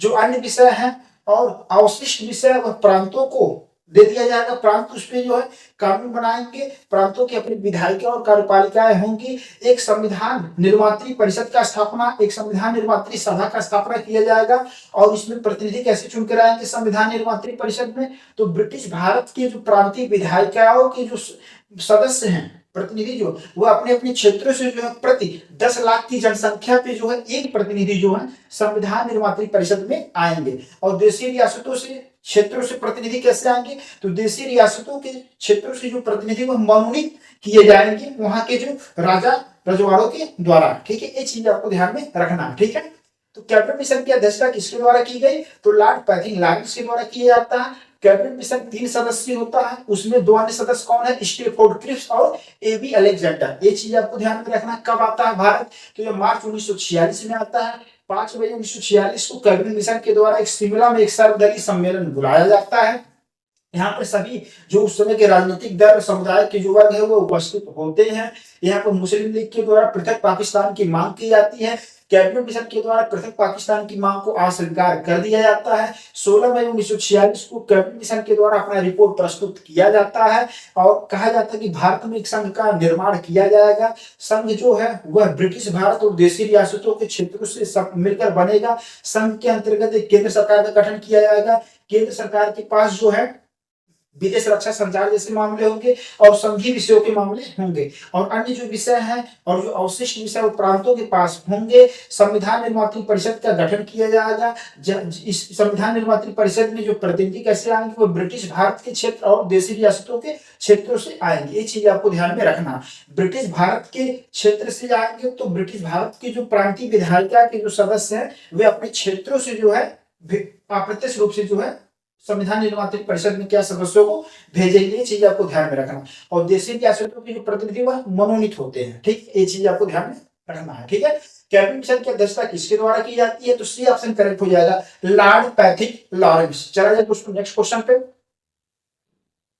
नेक्स्ट क्वेश्चन क्या दिया, 22वें नंबर का क्वेश्चन क्या है, कौन सी योजना भारतीय स्वतंत्रता का आधार बनी है, आपको बताना है कौन सी योजना भारतीय स्वतंत्रता का आधार बनी। ऑप्शन दिया है क्रिप्स मिशन, वेबल योजना, माउंटबेटन योजना, इनमें से कोई नहीं। बताया दोस्तों कौन सा ऑप्शन करेक्ट हो जाएगा, तो कौन सी योजना भारतीय स्वतंत्रता का आधार बनी, तो सी ऑप्शन करेक्ट हो जाएगा, माउंटबेटन योजना। माउंटबेटन योजना जो है भारतीय स्वतंत्रता का जो है आधार बनती है। ठीक है, ये चीजें माउंटबेटन योजना को दोस्तों 3 जून प्लान भी बोला जाता है। ठीक है, 3 जून प्लान क्यों, क्योंकि 3 जून 1947 को ही 3 जून 1947 को भारत विभाजन की जो है आधिकारिक रूप से जो है घोषणा की जाती है। ठीक है, ये चीज है। अब देखेंगे 4 जुलाई 1947 को ब्रिटिश पार्लियामेंट में भारतीय स्वतंत्रता विधेयक लाया जाता है और वहां से पारित होने के बाद 18 जुलाई 1947 को राजकीय स्वीकृति मिल जाती है। और उसके बाद देखेंगे 14-15 अगस्त 1947 को 2 नए देश जो है पाकिस्तान और भारत जो है विश्व मानचित्र पे अस्तित्व में आ जाते हैं। ये चीज आपको ध्यान में रखना है। ठीक है, कौन सी योजना भारतीय स्वतंत्रता का आधार बनी, तो ये माउंटबेटन प्लान, माउंटबेटन योजना। माउंटबेटन प्लान को 3 जून 1947 3 जून का प्लान भी कहा जाता है। क्यों, क्योंकि 3 जून 1947 को ही भारत की जो भारत विभाजन की जो है घोषणा की जाती है। ठीक है, ये चीज है, भारत विभाजन की जो आधिकारिक घोषणा जो है की जाती है। और इसके लिए 4 जुलाई 1947 को 4 जुलाई 1947 को क्या है दोस्तों, तो 4 जुलाई 1947 को ब्रिटिश पार्लियामेंट में क्या है भारतीय स्वतंत्रता अधिनियम 1947 लाया जाता है। वहां से ब्रिटिश हाउस ऑफ कॉमन्स और हाउस ऑफ लॉर्ड्स में बिल पारित होने के बाद भारतीय स्वतंत्रता अधिनियम 1947 हाउस ऑफ लॉर्ड्स और हाउस ऑफ कॉमन्स में पारित होने के बाद 18 जुलाई 1947 को 18 जुलाई 1947 को जो है राजकीय स्वीकृति मतलब वहां से मिल जाती है। और भारत और पाकिस्तान मतलब भारत का विभाजन 2 देशों में भारत और पाकिस्तान में कर दिया जाता है। ठीक है, और देखेंगे दोस्तों 14 अगस्त 1947 14 अगस्त और 15 अगस्त 1947 को जो दो नए देशों को जो है विश्व मानचित्र पे जो है उद्भव होता है। ये चीजें आपको ध्यान में रखना है, ठीक है। भारत आजाद हुआ दोस्तों 15 अगस्त 1947 को, ठीक है। ये चीजें आपको ध्यान में रखना है। और पाकिस्तान अपनी स्वतंत्रता कब मनाता है? 14 अगस्त 1947 को। ये चीजें आपको ध्यान में रखना है, ठीक है। तो कौन सी योजना भारतीय स्वतंत्रता का आधार बनी? वह सी ऑप्शन करेक्ट हो जाएगा, माउंटबेटन योजना, ठीक है। ये चीजें आपको ध्यान में रखना है। और इसी के अंतर्गत बाल्कन प्लान भी आता है दोस्तों, ठीक है, बाल्कन प्लान। तो ये भी आपको ध्यान में रखना, जो बाल्कन प्लान जो है, तो बाल्कन प्लान किससे रिलेटेड है? तो वही भारत विभाजन से ही रिलेटेड है, ठीक है। जब देखेंगे यहाँ पर वेबर जो वायसराय होते हैं उनको हटाकर माउंटबेटन को भारत में भेजा जाता है, ठीक है, वायसराय बनाकर, ठीक है। ये देखेंगे। और उस समय देखेंगे जो उस समय तत्कालीन परिस्थितियां थी भारत की, वह जो है कैबिनेट मिशन प्लान के तहत जो भारतीय संघ का निर्माण की बात की गई थी वह अप्रासंगिक हो चुकी थी। और इस समय की जो परिस्थितियां थी वो यहाँ पर दो नए देश का जो है भारत और पाकिस्तान में बंटवारा ही मतलब संभव हो सकता था। ऐसी परिस्थितियां उस समय विद्यमान थी और उसी को गुप्त रूप से बाल्कन प्लान के नाम से जाना गया, ठीक है। तो बाल्कन प्लान किसकी उपज है? तो यह माउंटबेटन की जो है मस्तिष्क की उपज है, ठीक है। ये गुप्त रूप से बाल्कन प्लान जो था वो भारत विभाजन को जो है गुप्त रूप से रखा गया था। और इसको जो है 3 जून 1947 को जो है आधिकारिक रूप से क्या घोषणा किया जाता है, ठीक है। ये चीज आपको ध्यान में रखना है, ठीक। देखेंगे। और यहाँ पर देखेंगे 4 जुलाई 1947 को ब्रिटिश पार्लियामेंट में जो है भारतीय स्वतंत्रता अधिनियम 1947 को लाया जाता है। वहां से पारित होने के बाद राजकीय स्वीकृति जो है 18 जुलाई 1947 को मिल जाती है। और देखिए 14 और 15 अगस्त 1947 से दो नए देश पाकिस्तान और भारत जो है विश्व मानचित्र पर अस्तित्व में आ जाते हैं, ठीक है। ये चीज क्लियर हो गया। क्रिप्स योजना कब आती है दोस्तों? तो क्रिप्स योजना आती है 1942 में। कब आती है दोस्तों? 1942 में जो है क्रिप्स योजना आती है, ठीक है। ये चीज तो स्टेफोर्ड क्रिप्स, तो 1942 में एक सदस्य जो है स्टेफोर्ड क्रिप्स जो है भारत में क्रिप्स प्लान के तहत आते हैं, ठीक है। और आने का उद्देश्य यही था कि द्वितीय विश्व युद्ध में भारत के जो राजनीतिक दल है, भारत के लोग जो है ब्रिटेन का क्या है सहयोग प्रदान करें, ये चीजें था। और क्रिप्स प्लान के तहत रखा गया था कि द्वितीय विश्व युद्ध की समाप्ति के बाद भारत को एक डोमिनियन राज्य का दर्जा दे दिया जाएगा। कौन सा राज्य का दर्जा? डोमिनियन, डोमिनियन राज्य का दर्जा दे दिया जाएगा। ये चीज आपको ध्यान में रखना है, डोमिनियन राज्य का दर्जा, डोमिनियन राज्य का दर्जा, ठीक है। ये चीज आपको ध्यान में रखना है। तो डोमिनियन राज्य का क्या है दोस्तों? दर्जा दे दिया जाएगा, डोमिनियन राज्य का दर्जा है, ये आपको ध्यान में रखना है, ठीक है। तो क्रिप्स प्लान के तहत जो भारत को एक डोमिनियन राज्य का जो है दर्जा दे दिया जाएगा और संविधान निर्मात्री सभा का गठन का प्रावधान भी किया गया था क्रिप्स प्लान के तहत, ठीक है। तो क्रिप्स प्लान 1942 में आता है। इसका उद्देश्य यही था कि भारत के जो राजनीतिक दल है, भारत के लोग जो हैं वह द्वितीय विश्व युद्ध में ब्रिटेन का अंग्रेज का क्या है साथ करें, सहयोग दे, ठीक है। ये चीजें था। और लेकिन भारत के समुदायों के द्वारा देखेंगे उसी समय क्या भारत छोड़ो आंदोलन 9 अगस्त 1942 को शुरू किया जाता है। ये चीज आपको ध्यान में रखना है, ठीक है। चलिए, तो क्रिप्स प्लान के तहत दो ही बातें विशेष तौर पर ध्यान में रखना। एक कब आता है? 1942 में आता है। इसके द्वारा भारत को द्वितीय विश्व युद्ध की समाप्ति के बाद डोमिनियन राज्य का दर्जा देने का प्रावधान किया गया और एक संविधान निर्मात्री सभा का भी गठन किया जाएगा, ठीक है। ये चीजें था। वेबल योजना कब आता है दोस्तों? तो वेबल योजना 1945 में आता है। वेबल योजना कब आया दोस्तों? तो यह 1945 में आता है। ये चीज आपको ध्यान में रखना है, ठीक है। इसका भी उद्देश्य वही था कि द्वितीय विश्व युद्ध की समाप्ति के बाद भारत पे जो समस्या है उसको समाधान के लिए जो है संवैधानिक प्रयास जो है किए जाएंगे, ठीक है। ये चीज आपको ध्यान में रखना है, ठीक है। तो कौन सी योजना भारतीय स्वतंत्रता का आधार बनी? तो सही ऑप्शन क्या हो जाएगा? Mountbatten plan. ये चीज ध्यान में रखना है। क्रिप्स योजना कब आया? 1942 में भी ध्यान रखना है। वेबल योजना कब आया? 1945 में। माउंटबेटन प्लान कब आया? 3 जून 1947 के। एक क्रोनोलॉजिकल ऑर्डर में कालानुक्रम में व्यवस्थित करने के लिए भी आ जाता है। तो ये चीज आपको ध्यान में रखना है। चलिए दोस्तों, नेक्स्ट क्वेश्चन देख लीजिए। इसको स्क्रीनशॉट भी आप ले सकते हैं। नेक्स्ट क्वेश्चन देखा जाए। देखिए नेक्स्ट क्वेश्चन क्या दिया है? तीसरे नंबर क्वेश्चन कह रहा है बुद्ध की मानव रूप में प्रस्तुति किस समय हुई? तो बुद्ध की मानव रूप में प्रस्तुति जो है किस समय में हुई, ये चीज आपको बताना। ऑप्शन दिया है मौर्य युग, शुंग युग, कुषाण युग, गुप्त युग। बताइए दोस्तों कौन सा ऑप्शन करेक्ट हो जाएगा? तो बुद्ध की मानव रूप में प्रस्तुति जो है किस समय में हुई बताइए। तो सही ऑप्शन क्या हो जाएगा? सी ऑप्शन करेक्ट हो जाएगा, कुषाण युग। तो कुषाण युग में जो है बुद्ध की मानव रूप में क्या प्रस्तुति की जाती है। कुषाण युग का, कुषाण वंश जो है, कुषाण युग का संस्थापक कौन था बताइए दोस्तों? तो इसका संस्थापक कुजुल कड़फिसेस था। कौन था दोस्तों? कुजुल कड़फिसेस। कुजुल कैटफिशेस,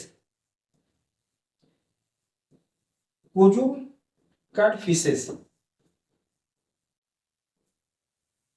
ये चीज आपको ध्यान में रखना दोस्तों, ठीक है।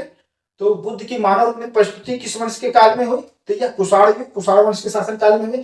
कुषाण वंश का संस्थापक कौन था? कुजुल कैटफिशेस था। और कुषाण युग में, कुषाण वंश में एक महान शासक हुआ कनिष्क, ठीक है दोस्तों, कनिष्क। ये चीज आपको ध्यान में रखिए। और कनिष्क के द्वारा ही क्या दोस्तों, शक संवत चलाया जाता। शक संवत कब प्रारंभ हुआ दोस्तों? 78 ईस्वी में। शक संवत की अगर हम बात करें दोस्तों, कब प्रारंभ हुआ शक संवत? तो ये शक संवत कब प्रारंभ होता है दोस्तों? 78 ईस्वी। देखेंगे कुषाण युग का, कुषाण वंश का संस्थापक कुजुल कैटफिशेस था। और कुषाण युग के समय ही कुषाण वंश में एक महान शासक हुआ कनिष्क, और इसके द्वारा शक संवत शुरुआत किया जाता। कब किया गया? 78 ईस्वी, ठीक है। ये चीज ध्यान में रखना। कनिष्क के समय में चतुर्थ बौद्ध संगीति होता, चौथा बौद्ध संगीति कनिष्क के समय में होता। कहां पर होता है? कश्मीर में होता। तो चतुर्थ बौद्ध संगीति की अध्यक्षता किसके द्वारा किया गया? वसुमित्र के द्वारा किया जाता है। ये चीज आपको ध्यान में रखना है, ठीक है। चलिए अब देखेंगे कुषाण युग के समय ही मथुरा कला और गांधार कला का विकास होता है, ठीक है। गांधार कला और मथुरा कला का विकास कुषाण वंश, कुषाण काल के समय में ही होता है। कनिष्क के द्वारा जो है व्यापक संरक्षण दिया जाता है, ठीक है। और उसी के समय देखिए तो बुद्ध की मानव रूप में जो है प्रस्तुति होती है, कुषाण काल में होती है। ये चीज ध्यान में रखना। मौर्य युग का संस्थापक कौन था दोस्तों? तो चंद्रगुप्त मौर्य। मौर्य युग का संस्थापक कौन था? चंद्रगुप्त मौर्य, चंद्रगुप्त मौर्य, ठीक है दोस्तों। चलिए अब मौर्य युग के अंतर्गत देखेंगे चंद्रगुप्त मौर्य, बिंदुसार, अशोक जैसे महान शासक हुए, ये आपको मालूम ही है। शुंग युग, शुंग वंश का संस्थापक बताइए। तो शुंग युग का संस्थापक कौन था बताइए?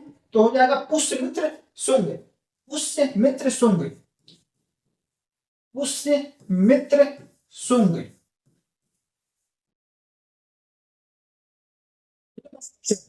युग का संस्थापक बताइए कौन था गुप्त काल का? तो श्रीगुप्त, श्रीगुप्त, ठीक है दोस्तों। देखेंगे श्रीगुप्त, घटोत्कच, चंद्रगुप्त प्रथम, चंद्रगुप्त द्वितीय हो गए, कुमारगुप्त, समुद्रगुप्त जैसे महान शासक होते हैं। इस चीज आपको मालूम ही है। मौर्य, चंद्रगुप्त मौर्य, बिंदुसार, अशोक जैसे महान शासक हुए, ठीक है। शुंग युग का संस्थापक पुष्यमित्र शुंग हो गया। कुषाण युग का संस्थापक कौन है? कुजुल कैटफिशेस है। और इसी के अंतर्गत एक महान शासक हुआ कनिष्क, उसके द्वारा शक संवत 78 ईस्वी में चलाया जाता है। और चतुर्थ बौद्ध संगीति जो है कनिष्क के समय में ही होती है, ठीक है दोस्तों। ये चीज आपको मालूम होना चाहिए। तो बुद्ध की मानव रूप में प्रस्तुति किस समय में हुई? तो सी ऑप्शन करेक्ट हो गया, कुषाण युग, कुषाण काल में होता है, ठीक है। चलिए नेक्स्ट क्वेश्चन देख लिया जाए। 24वां नंबर क्वेश्चन क्या है दोस्तों? निम्नलिखित में से किसे यवन प्रिया कहा गया है?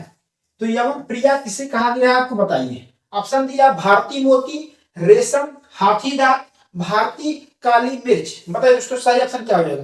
तो यवन प्रिया किसे कहा गया? तो डी ऑप्शन करेक्ट हो जाएगा, भारतीय काली मिर्च को, ठीक है।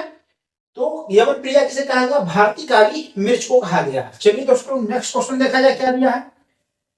25 नंबर का क्वेश्चन कह रहा है महात्मा गांधी से संबद्ध निम्नलिखित आश्रमों में कौन सबसे पुराना है? वर्धा, साबरमती, फिनिक्स, सदाकत। बताइए दोस्तों कौन सा ऑप्शन करेक्ट हो जाएगा? तो महात्मा गांधी से संबद्ध आश्रमों कौन सबसे पुराना है ये आपको बताना है। तो सही आंसर हो जाएगा, सी ऑप्शन करेक्ट हो जाएगा, फिनिक्स। अब बताइए दोस्तों फिनिक्स आश्रम कहां पर है? तो फिनिक्स आश्रम कहां है? दक्षिण अफ्रीका में है। कहां पर है? दक्षिण अफ्रीका में है, दक्षिण अफ्रीका। तो इस दक्षिण अफ्रीका में फिनिक्स आश्रम की स्थापना कब हुई? तो ये 1904 ईस्वी में जो है महात्मा गांधी जी के द्वारा किया गया था, ठीक है। चलिए सदाकत आश्रम कहां बताइए? तो सदाकत आश्रम बिहार में है। कहां है? बिहार में, ठीक है। वर्धा आश्रम कहां है? तो यह मुंबई में है। वर्धा कहां है दोस्तों? तो मुंबई में है। और साबरमती आश्रम गुजरात में है, मालूम है आपको, गुजरात, ठीक है दोस्तों। इस तरीके से देखिए तो महात्मा गांधी से संबद्ध निम्नलिखित आश्रमों में कौन सबसे पुराना है ये चीज आपको बताना था, ठीक है। कौन सबसे पुराना है? तो सी ऑप्शन करेक्ट हो गया, फिनिक्स आश्रम, ठीक है। कब हुआ? 1904 ईस्वी में महात्मा गांधी जी के द्वारा इसका स्थापना किया गया था। तो ठीक दोस्तों